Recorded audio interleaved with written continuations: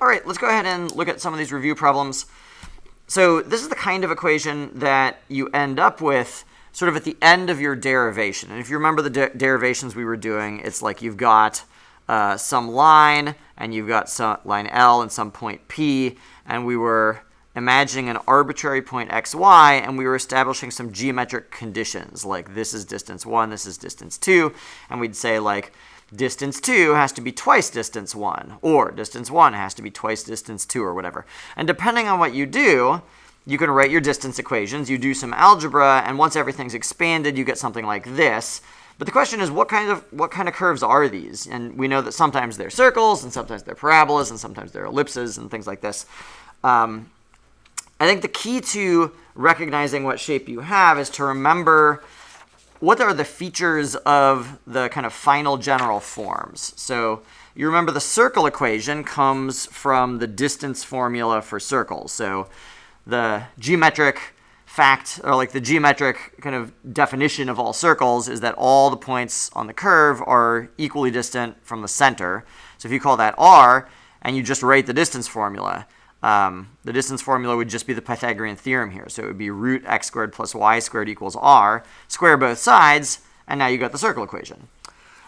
We got from here to an ellipse by realizing that you can introduce different scale factors. So a doesn't equal b, so if you scale x and y differently, your circle turns into an ellipse.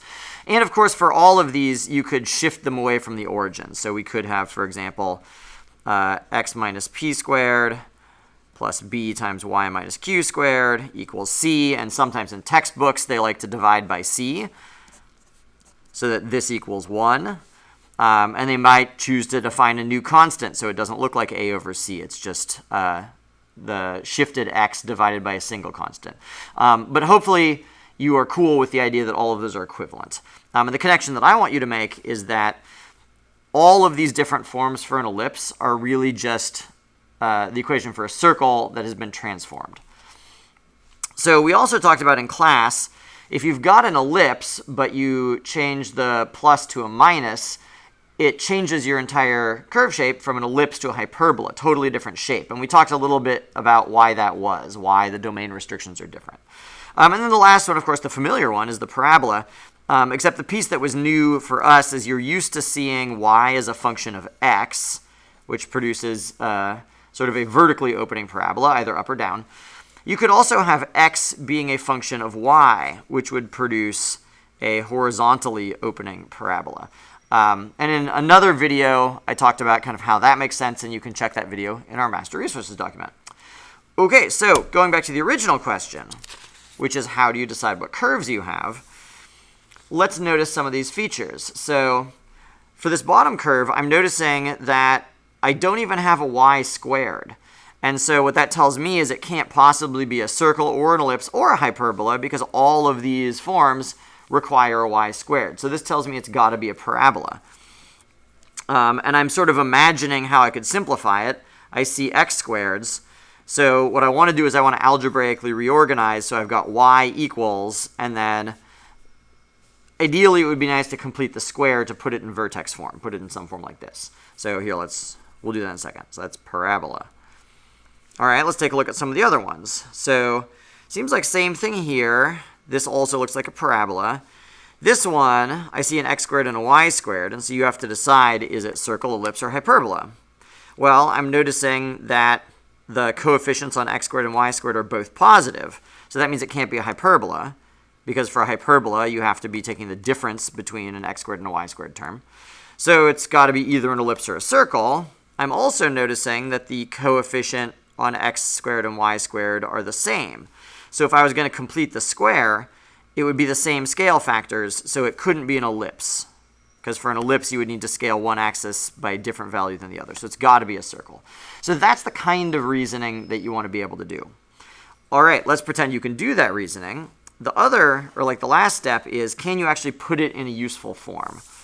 So we've already decided this should probably be a circle. Let's put it in a more helpful form for a circle. Actually, let's go all the way over here. So this is just completing the square a couple of times, and you've done this in the homework.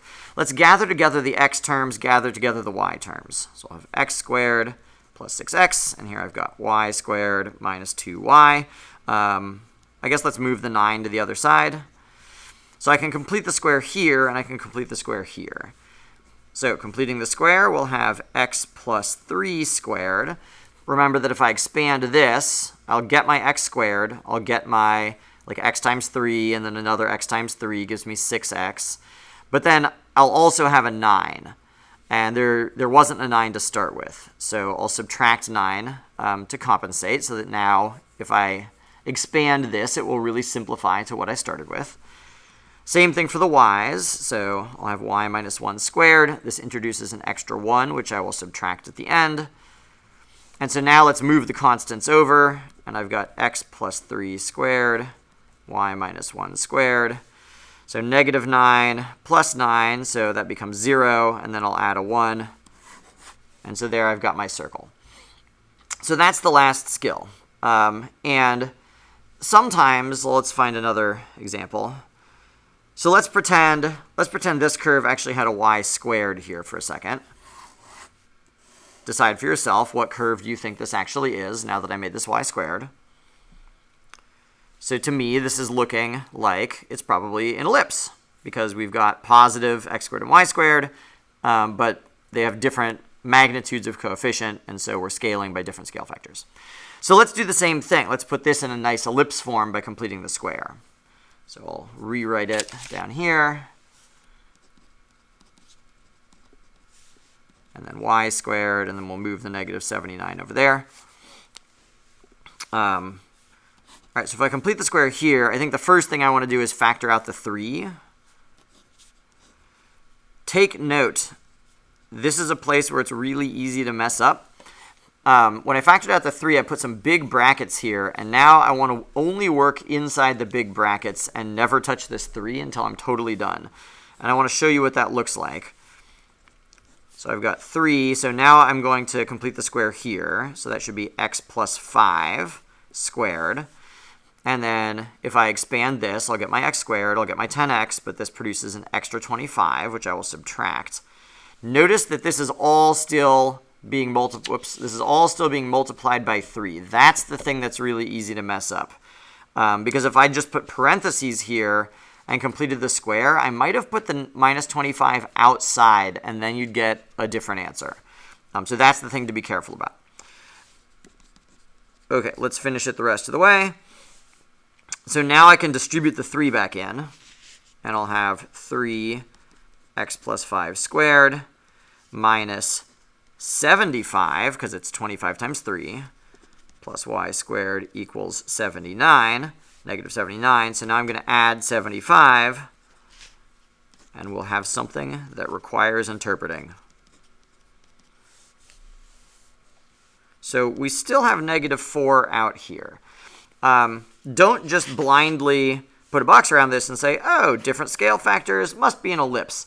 Yes, it has the form of an ellipse, but notice that this is a positive number because we're squaring something. This is a positive number because we're squaring something. You can't add two positive numbers and get a negative number. So it's almost like this is an ellipse for a circle with a negative radius. So there are actually no coordinate pairs x, y that would satisfy this equation, at least no real valued coordinate pairs. So this has the form of an ellipse, but actually this is no curve at all, probably because I just added the y squared here without actually checking to see if it made sense first.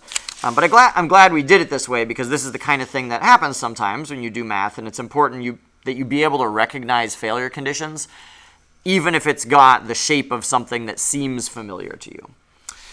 All right, hopefully that was a good quick review, so make sure that you know how to recognize the features from this form of equation. Make sure you know what the general forms look like. Make sure that you are able to complete the square. Look out for completing the square when you've got to factor out a leading coefficient, and just make sure the simplification goes okay. And that's it. Good luck, everybody.